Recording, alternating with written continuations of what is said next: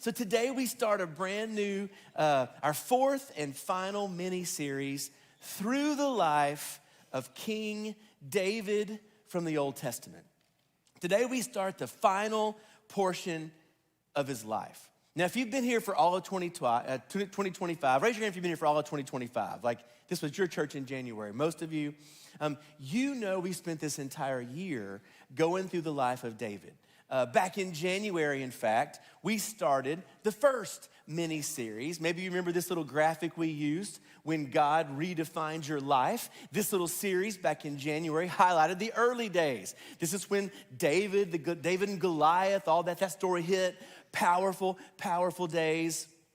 So awesome. In April, we started the second mini-series. Remember this little graphic? Rise to power. This is the time in David's life when he was being prepared to be king.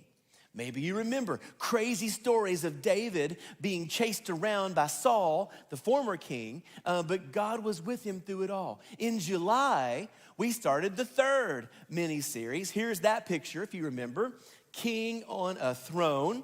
The first half of this series, back in July, David was on fire, like he was untouchable. God was blessing his every step. He was on the throne. It was awesome. But halfway through came the David and Bathsheba incident. And right in front of our eyes, we saw the mighty King David fall. And the second part of that series was tough. It was hard to watch. We saw a man who was on top of the world tumble hard down the mountain. And all of a sudden, everything goes from fixed to broken, from harmony to dissonance. It was rough. If you were here back in July and August, you remember, one of his sons kills another of his sons. One of his sons rapes his sister. One of his sons literally steals the throne from David, his dad, on and on. It was bad. And that's where we left off at the end of 2 Samuel chapter 18. David's son Absalom literally rose up and stole the kingship, the throne from David. And it became David versus Absalom, father versus son. And David's heart was trapped in an unwinnable situation, right? He had to fight against his own child. And yet he loved his son. It's like, yuck, like no good way out. And so we ended the third mini-series on September 7th with David weeping uncontrollably because his soldiers had succeeded in killing Absalom. Was that good news? Was that bad news? Or was it just news? Just unwinnable. No good way out. And so today, we begin our final mini-series, part 4, and this one is called Back to Beautiful. Let's all just say, I love that little title, Back to Beautiful. Can you say it with me? Back to Beautiful, right there it is. Over the course of the next several weeks, we're gonna see David rise again. He's gonna climb back up the mountain. He's gonna get back in the saddle. Maybe you've had to do that in your life, right? Get back in the saddle again. It won't be easy and it won't be fast, but God is with this man. And as a result of God's presence in his life, David will eventually be back to beautiful. And it's not hard to see how this is helpful to all of us, right? David's story, if you haven't noticed, is our story. The Bible wasn't just written so you could know what happened 3,000 years ago. That's interesting, but the Bible was written for more than that. It was written to help us in our lives. So we may not be a king like David, but we do have wonderful ups and terrible downs in life. Any amens? And through it all, God is with us like he was with David. So today we're in 2 Samuel 19. We're picking up at the very next verse where we left off. David is weeping uncontrollably. That's what's going on. He's won the battle, but he's lost his son. So if you brought a Bible today, go ahead and open it to the book of 2 Samuel. If you just have your phone, that's fine too. You can flip it open to 2 Samuel. You know, I was thinking about this, by the way, as a side note while you're opening there. If you need a Bible, some of you are like, hey, I could use a Bible. If you need a Bible, we have free Bibles for you out at the Information Center. And get this, they're the paper versions. It's a rare treasure these days, right? I mean, let me encourage you to get a paper Bible. Some of you are like, whoa, what is that? So you can take notes, you can record your thoughts. It's genius. It hit me the other day. Get this, the craziest thing. I'm the only person in my family who does not use a paper Bible. Like my 5 kids, they all use real ones. My wife, her too. I'm the only one who's digital. I know I'm holding this right now, but this is like the one time a week. Every other time it's digital. Now here's why I use, this is all, by the way, a side note just for bonus material today, but I use an electronic Bible because my eyes are so bad, and I can just do that little motion, right, and zoom in, it's wonderful. But here's what hit me. Gen Z is rocking it, aren't they? Like my 5 kids are all Gen Z. They're ditching their phone Bibles for the real thing. I'm so impressed. So here's the deal.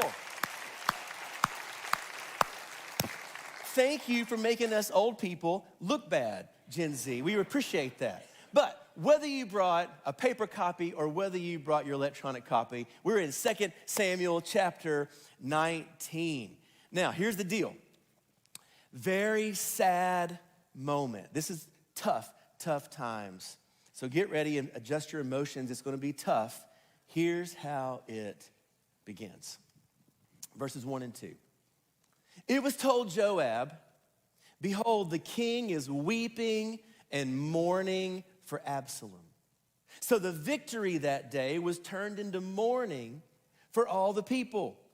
For the people heard that day, the king is grieving for his son. So here we are. David and his men, they just won the battle. I mean, let's not forget, the entire kingdom was in jeopardy. And victory was not guaranteed. Quite the opposite. It totally looked like Absalom was going to pull this thing off and kill David, take the throne permanently. But in the end, David wins. Absalom's killed. So we should see words like victory, joy, celebration in this verse. But there's none of that, is there? Instead, there's what? There's weeping, there's mourning, there's grieving. David's lost his son, and nothing else matters now.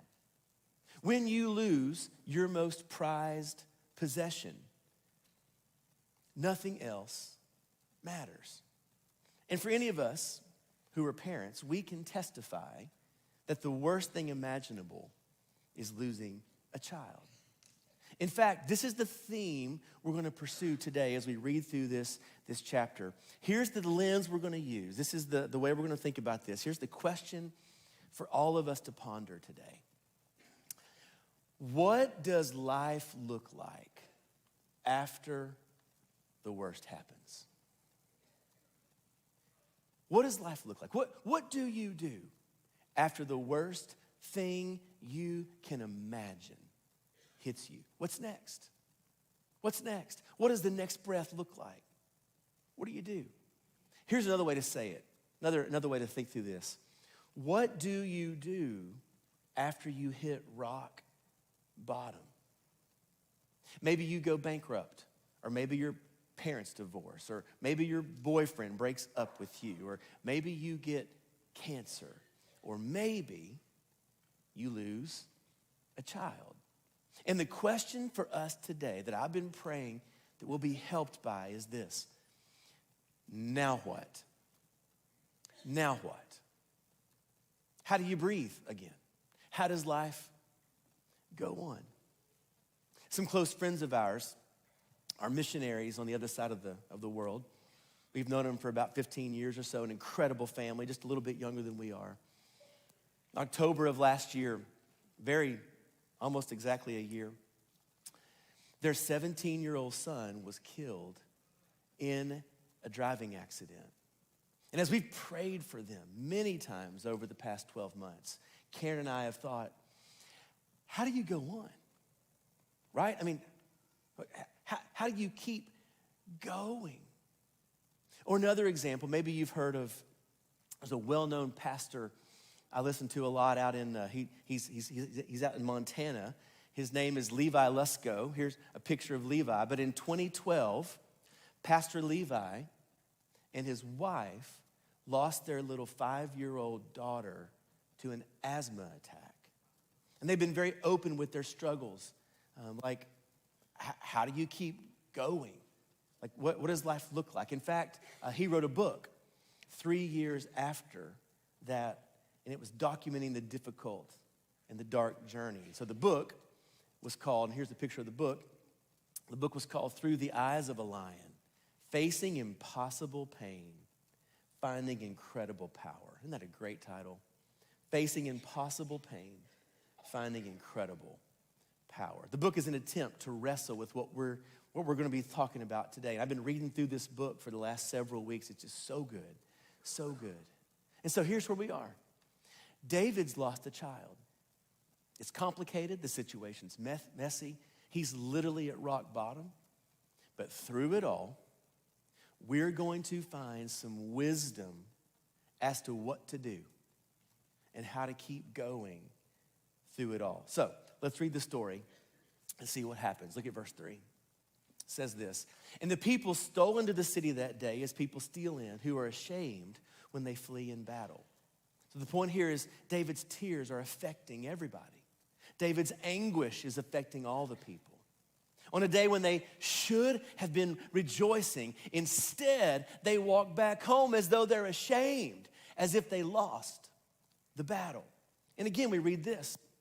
Verse 4, the king covered his face. He's continuing, and the king cried with a loud voice, "Oh, my son Absalom, oh, Absalom, my son, my son." He can't stop. He's beside himself. He's grieving to the core. But Joab, David's military commander, he's had enough. Joab, that wonderful man he is, not really, right? Joab is going to rebuke David for his tears, like zero compassion at all. Joab's going to give David a little lecture. Now, we're not really told whether his lecture is like the right thing to say or whether David is actually right with his tears. We're just told that Joab gave him a good old-fashioned lecture. So I'm going to read this. It's his little rant. It's 3 verses. It's sort of 3 long verses. Here's Joab's little rant. Here's his little statement. Joab came into the house of the king and said, "Hey, you have today covered with shame the faces of all your servants who have this day saved your life and the lives of your sons and your daughters and your wives and your concubines, because you love those who hate you and you hate those who love you. For you have made it clear today that commanders and servants are nothing to you. For today I know that if Absalom were alive and all of us were dead today, you would be pleased." This is a lecture, people. "Now therefore arise, go out and speak kindly to your servants. For I swear by the Lord, if you do not go, not a man will stay with you this night. And this will be worse for you than all the evil that's come upon you from your youth until now." Well, like, how about that for a lecture? I mean, goodness. I mean, this man's talking to who? The king, right? The king, for goodness sake. Now, many commentators actually think Joab was right in his advice. Like, what he said was correct and good. And as I've thought about this and prayed about it, I say maybe. Maybe. I mean, we're not actually told who was right in this moment. Maybe neither man was right. Maybe sometimes in these complicated matters, maybe nobody is right all the way. But whether this was good counsel or not, it does light a fire under David. And what we see David do for the rest of this chapter, this becomes a model for us as we try to live life after rock bottom. So we're going to see David implement 2 strategies. They'll flow from David's life that we too can emulate. I'm going to tell you the first thing we're going to see. Here's the first thing we're going to watch. We're going to watch as David steps back into his purpose. We're going to watch as David steps back into his God-given purpose. That's the first thing we need to be reminded of. the power of walking in your purpose through the difficulty. Let's keep reading and watch how this unfolds. All right, here it is, verse 8. Then the king arose. He arose. That's a step, right? You get up off the bed, off the couch. That's a step. The king arose and took his seat in the gate. And the people were all told, hey, behold, the king is sitting in the gate. And all the people came before the king. Now Israel had fled, every man to his own home. So David realizes Joab's onto something. He needs to take action. He gets up, takes his seat in the gate. Now what you need to know, in the Old Testament, the city gates, or the gate, it's not just like a gate like we think, like, wow, that's really good, David, right? The gate's different. It was a place where important things happened, a place of authority. And the people are hearing David is back in authority, and he has a word, he has a direction. And so in short, he starts leading again. Look what he says, verse 9. All the people were arguing throughout all the tribes of Israel, saying, the king delivered us from the hand of our enemies and saved us from the hand of the Philistines. And now he's fled out of the land from Absalom. But Absalom, whom we anointed over us, is dead in battle. Now, therefore, why do you say nothing about bringing the king back? The people are like, hey, David was a great king. Like, Absalom overtook him. We went along with it, but he's dead. Let's go back to David. That was the kind of rumors that were circulating, the thoughts among the people of God. And David, knowing the importance of the moment, he's thinking strategically. Again, look at verse 11. It says, and King David sent this message to Zadok and to Abiathar, the priests. He said, say to the elders of Judah, why should you be the last to bring the king back to his house when the word of all Israel has come to the king? So he reaches out to two of the leaders of the people, the priests, and he's like, hey, no hard feelings, guys. We're still family. So why don't you guys be the first to usher me back to my house in Jerusalem? Now, at this point, I'm going to remind you where David is, all right? He's not in Jerusalem. He's been driven out. Remember, he was driven out of Jerusalem, the capital city. Here's a little map. So he's been forced from Jerusalem all the way across the Jordan River, flows north to south here. He's now in the city of Mahanaim. You can see it there on the map. So this was his path to where he is now. But now the plan is for the people to usher him back to Jerusalem as king once again. And he tells these brothers, look at verse 12, he says this. He's like, you're my brothers, you're my bone and my flesh. Why then should you be the last to bring back the king? Now don't miss this. This is super kind. Like, he's talking to the very people who had sided with Absalom. Think about that.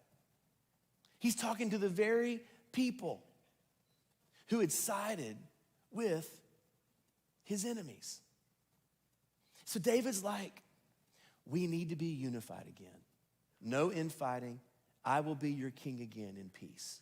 I invite you to help usher me back to the throne. He even goes on, and I love this part, to talk to the commander of Absalom's army, Amasa. Look what he says to the other commanders. This is verse 13. He says, and say to Amasa, are you not from my bone and my flesh? God, do so to me and more also, if you are not commander of my army from now on in place of who? He's just about had it with this man, right? Joab.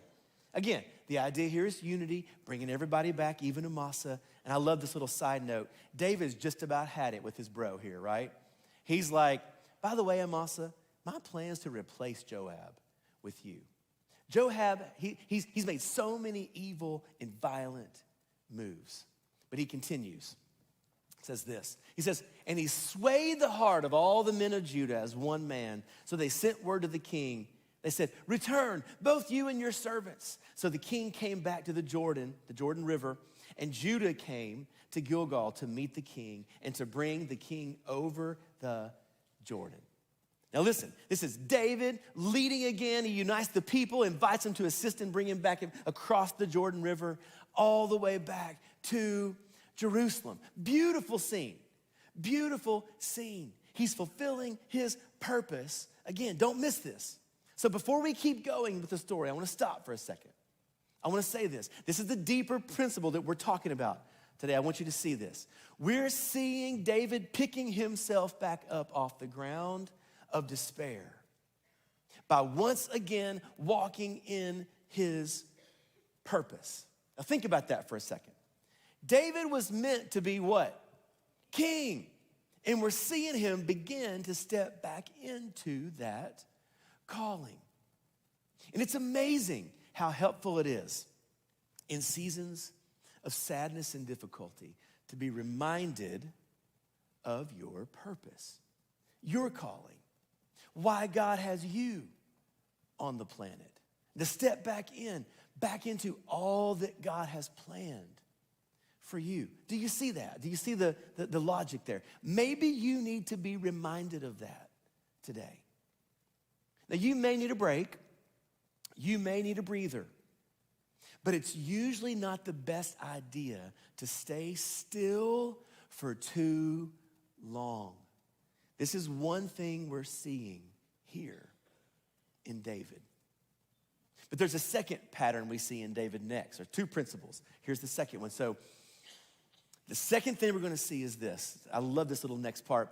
We're going to be treated now in the rest of this chapter to three little small stories, three little tiny stories right in a row where three men who don't deserve David's blessing receive David's blessing. In short, what we're going to see next is David's kind heart, his heart of compassion toward those who don't deserve it. And this is another antidote to an aching heart. If your heart is aching today, this is a second tip. Logically, it's this. Now, the connection might not seem clear. It might not seem that there would be a connection between a grieving heart and a kind and compassionate heart. But listen to this, there is. There is. Turns out the way God made us, it is soothing to the human heart to be kind, is it not? Especially to those who don't deserve it. And this is one of David's hallmarks, truth be told, isn't it? In fact, this might be why David is actually called a man after, you say it, after God's own heart. His heart stays soft. It's amazing, like all the time. It's truly special. So, who are these three men who don't deserve it? Here they are. First is a man, these are all just real quick little stories. First is a man named Shimei. I just love his name. It's so fun to say. Shimei. Like, poor dude, no wonder he's a bad guy, right? But we see Shimei in the next several verses. Look at verse 16. Here we go. Shimei, the son of Gera, the Benjamite from Bahurim, hurried to come down with the men of Judah to meet King David. So picture it. Shimei hurries to meet David, and David's making his way back to Jerusalem. But why? Why does he want to see David so fast? Well, maybe you remember, if you're reading these, and by the way, let me say this. Read these stories ahead of time throughout the week. They're just awesome to read and meditate. So maybe you've been reading, maybe you remember back in chapter 16 that Shimei had sided with not David, but Absalom. Back in chapter 16, get this, Shimei even threw rocks at David and cursed him. I mean, it was bad. He even said bad words. Like, it was bad, like bad. And so now Shimei is coming to apologize. But goodness, like, he truly doesn't deserve forgiveness. Like, if you go back to 16, you're like, wow, it was bad. Like, his offense was just too bad. I mean, here's how bad his actions were. Here's a little bit of proof. Verse 21, Abishai, the son of Zeruiah, answered to David and said, hey, David, shall not Shimei be put to death for this? Because he cursed the Lord's anointed. I think there's a parenthesis. And would you please let me do it? I think he's wanting to sever the little man's head here or whatever. Abishai's like, this man deserves to die. Cursed the king's anointed. You, David, he cursed you. So let me just sort of remove his head gently and then we'll move on with our life, right? Listen, we know David's heart, don't we? We've grown to expect kindness from this man. Look at verse 23. The king said to Shimei, you shall not die. That's incredible. And the king gave him his oath. That's a wonderful thing to hear when you know you deserve to die, right? David says, I forgive you. You're good. That's the first of the three men. Next is one of my favorite guys of all. We've come back to him a couple times. I love this guy. I talked about him a few months ago. I know you remember our man. Here we go. Here it is. And you say it. Don't make me say it. That's just about right. Yeah, you did it all together. Mephibosheth, the son of Saul, came down to meet the king second. He's the number 2 guy. He had neither taken care of his feet, a little gross, nor trimmed his beard, nor washed his clothes, from the day the king departed until the day he came back in safety. So, again, here's Mephibosheth. Yeah, I know you remember him. He was a crippled grandson of the previous King Saul. David had taken him in and been so extravagantly kind to Mephibosheth. But if you remember what happened, as David was retreating from Absalom, David had gotten word that Mephibosheth was jumping ship and actually siding with Absalom. And David was crushed about it. So here we are, David sees him here, and he says this in verse 25. When he came to Jerusalem to meet the king said to him, why? Why did you not go with me, Mephibosheth? This scene, man, it gets me every time. I love it. It's a special bond between these two. And David's like, what in the world? Why did you abandon me? Turns out, the truth is, Mephibosheth had not abandoned David. He was tricked. And now Mephibosheth tells David about what happened. And David doesn't know who to believe. He doesn't know who to believe. So check it out, verse 29. The king said to him, why speak anymore? Why speak anymore of all these affairs? I've decided, here's what I'm going to do. You and Ziba shall divide the land. David's like, I can't tell who's telling the truth, you or Ziba. So you all just divide it all up, all the possessions, everything. Just take what I give you and split. I mean, it's sort of sad. But I love, oh my goodness, I love what Mephibosheth says in reply. It moves me every time. Look what he says in reply. I love verse 30. Mephibosheth said to the king, oh, let him take it all, since my lord the king has come safely home. Isn't that beautiful? He's like, just let Ziba have it all. Nothing matters to me other than your safety, O king. It's a beautiful thing to say. So glad you're safe. That's all that matters. So here we see the second man receiving grace from David. And then last, third, we see an older man named Barzillai come to meet the king. Here we are in 31, last of the three.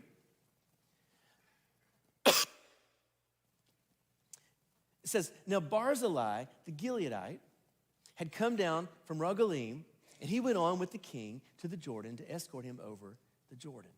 So we're told in this little story that Barzillai is very old, too old to be helpful to David. And yet David is once again kind. It's beautiful. Verse 33. The king said to Barzillai, come over with me, and I'll provide for you with me in Jerusalem. So Barzillai has nothing to offer the king at this point in his life.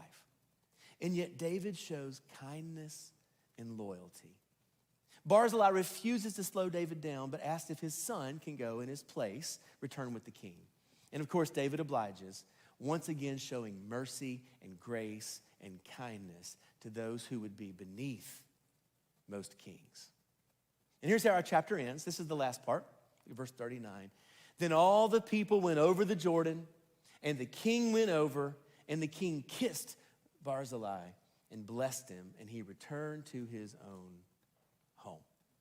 So Barzillai goes back home. David rides on to Jerusalem, having crossed the river successfully.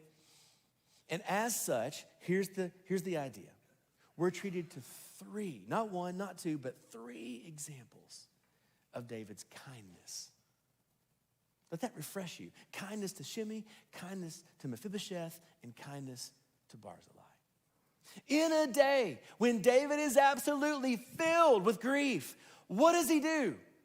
He does two things. First, he starts walking in his purpose again, stepping back into the kingship and leading like he was called to lead. And then second, he acts with the heart of God. He shows kindness and mercy to 3 different men who were not worthy of his help.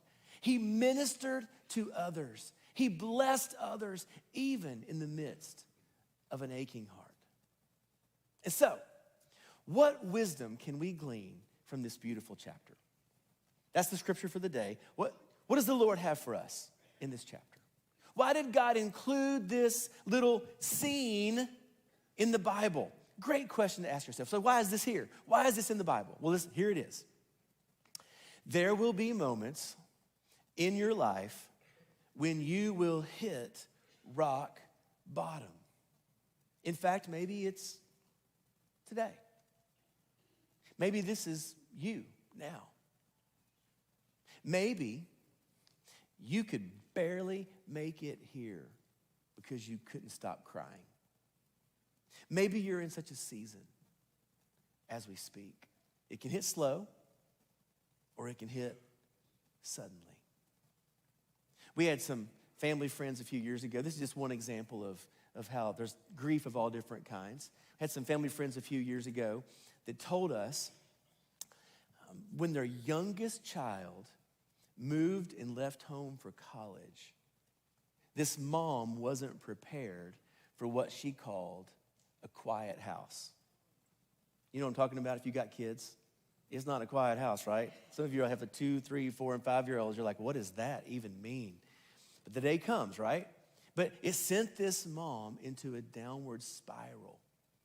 The darkness for her hit fast without warning. Took her a long time to work her way out of it. Maybe it hit you that fast.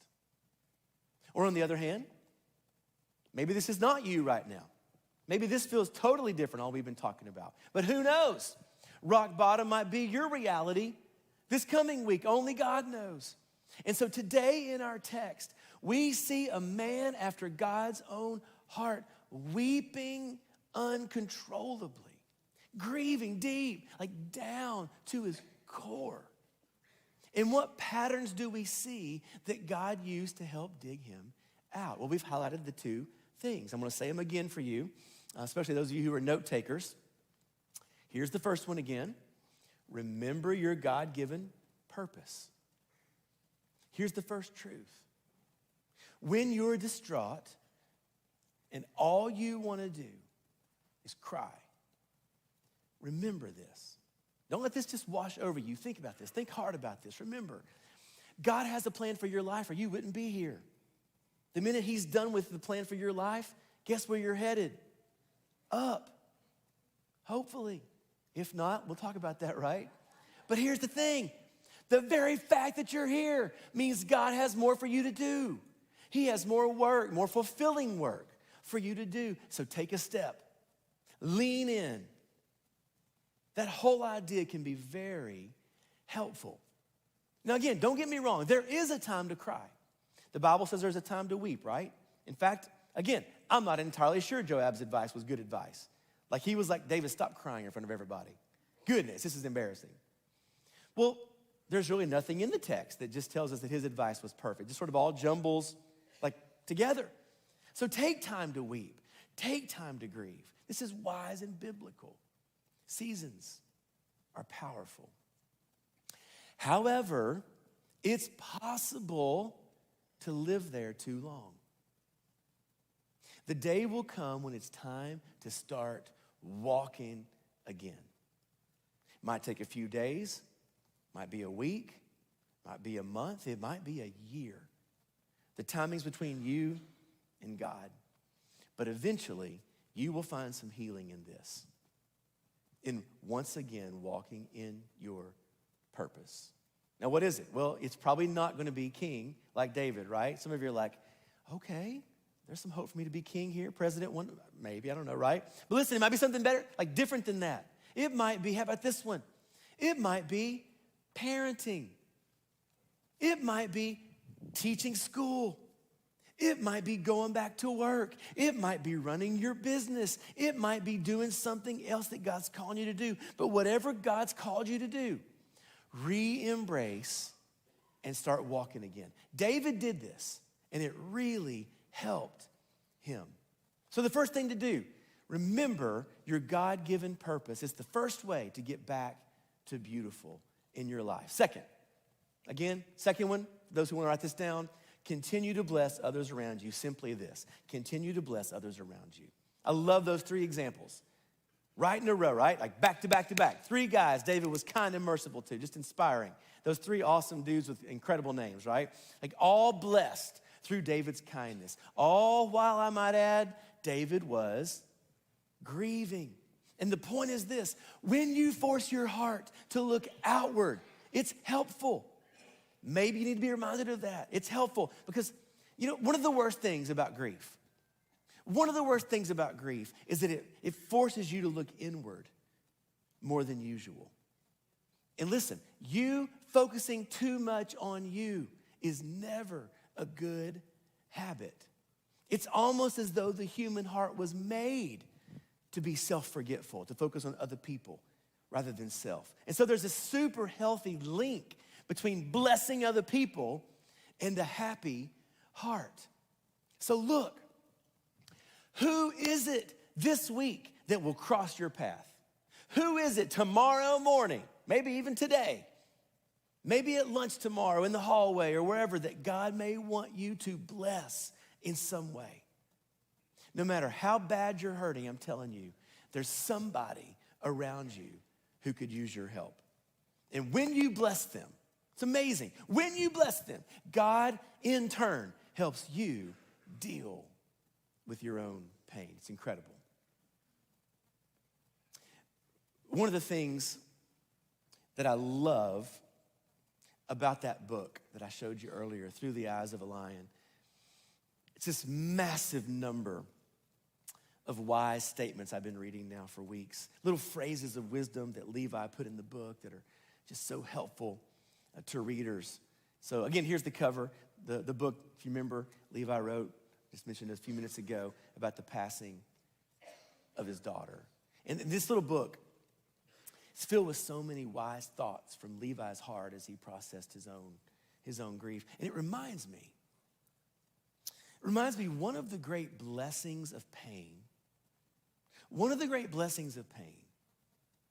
is that it allows you to speak into the lives of others who are in pain. You ever experienced that? It's an amazing thing. The awful valley of the shadow of death, experienced maybe by you, could be used by God through you to help others. This was the case for the Lusko family. One of the rewards of the difficult journey was all that they had learned through this all. In the unique experience of pain and loss, I was thinking it's almost as if our two strategies, think about this, it's almost as if our two strategies, walking in your purpose, blessing others, when you deal with pain, it's almost like those two strategies combine into one. Could it be that your purpose now is to help others who are going through the same thing?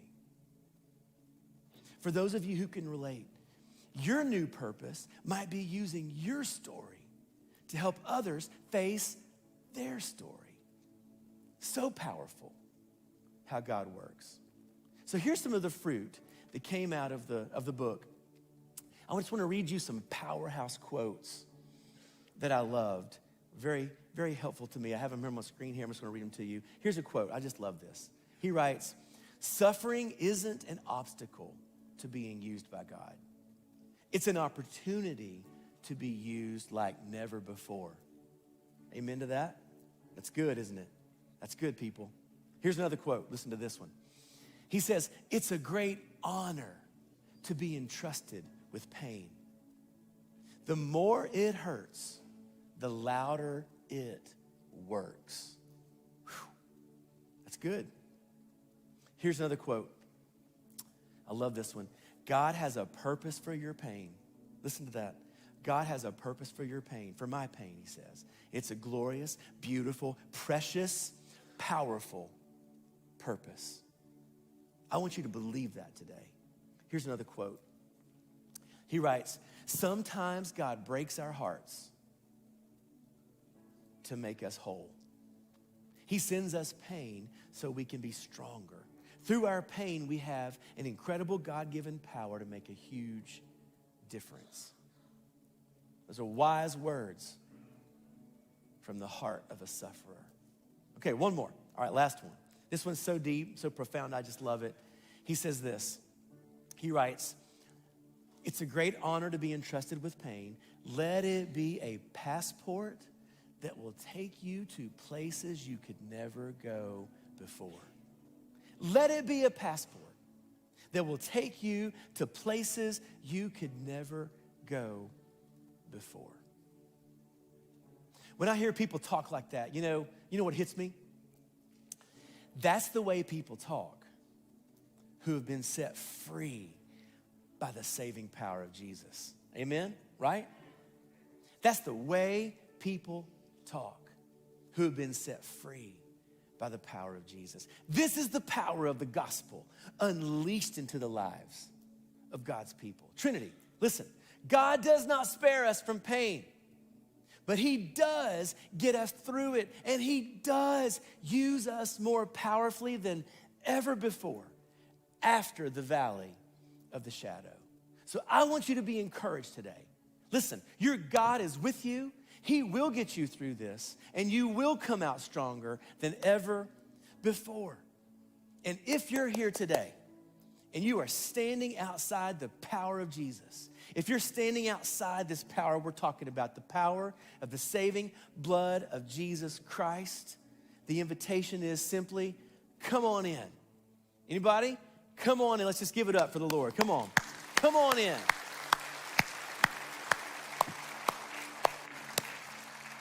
Here's what I want to invite you to. I want to pray. After I pray, as everybody else is walking out those doors, if you need to pray with somebody to receive Christ, be made new inside, if you need some prayer for any reason for that matter, as everybody's walking that way, you walk down this way, talk to our prayer team. We want to pray with you. We're here for you. We love you. And so I'm going to pray right now, and we're going to pray for God's blessing on our lives. Would you just bow your heads?